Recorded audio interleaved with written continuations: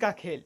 ईश्वर ने हमें हाथी का जैसा नहीं बनाया, ईश्वर ने हमें उस चीते की जैसा फुर्ती नहीं दिए, ईश्वर ने हमें उस बाज की जैसा देखने की नज़र नहीं दिए, ईश्वर ने हमें घोड़े की जैसा दौड़ने की ताकत नहीं दी, बल्कि इंसान को यदि कोई छोटा सा जीव अगर काट ले तो वो मर सकता है। यदि उसे छोटा सा मच्छर काट ले जिसका नाम डेंगू, वो मर सकता है। उस मच्छर के कारण वो मर सकता है। इसलिए हम कह सकते हैं कि इंसान उस जानवरों की तुलना में बहुत ही असहाय है, बहुत ही असहाय है। हाथी, हिरन और अन्य जानवर की ताकत एक प्यादे से कई गुना अधिक होता है। प्यादे का अर्थ होता है इंसानों का रिप्रेजेंट करना। प्यादे का अर्थ होता है इंसानों का रिप्रेजेंट करना। ऐसे किसी जानवरों को बचाने के लिए इंसान प्यादों को कुर्बान कर देता है, बल्कि प्यादों को मरने देता है, लेकिन हाथी को कभी मरना नहीं चाहिए ये सोचता है।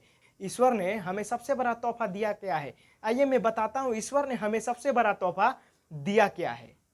ईश्वर ने हमें सबसे बड़ा तोहफा दिया है कि सोचने और विश्वास करने की शक्ति। इंसान को सोचने और विश्वास करने की शक्ति, यही ईश्वर ने हमें सबसे बड़ा तोहफा दिया है।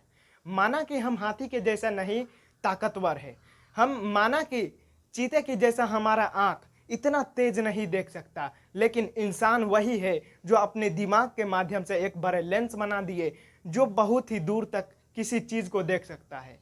माना कि हम मछली के जैसा नहीं तैर सकते, लेकिन इंसान वही जो पनडुब्बी बना दिए। माना कि हम हवाई में नहीं उड़ सकते, लेकिन हवाई जहाज को बना दिया। इंसान वही है जो हवाई जहाज को बना दिया। इंसान ने हवाई जहाज को बना दिया। भले ही हम एक मिडिल क्लास में पैदा हुए, लेकिन हम क्लास से तो ऊपर जा सकते हैं। भले ही हम एक अनपढ़ माँ बाप के घर में पैदा हुए, लेकिन हम तो बुद्धिमान आदमी बन के हम तो मर सकते हैं, बुद्धि प्राप्त कर सकते हैं, दिमाग को टैलेंट कर सकते हैं। यही है मनुष्य का दिमाग की शक्ति। यदि हम पॉजिटिव सोचेंगे तो हमारा दिमाग सही सोचेगा, यदि हम नेगेटिव सोचेंगे तो हमारा दिमाग नेगेटिव ही सोचेगा। है हम क्या कर रहे हैं इस बात को, इसके लिए कोई लेना देना नहीं है कि हम क्या कर सकते हैं, बल्कि हमारा दिमाग जो है वो हर चीज को ताकत बना सकता है और पूरा चीज को रचना भी कर सकता है।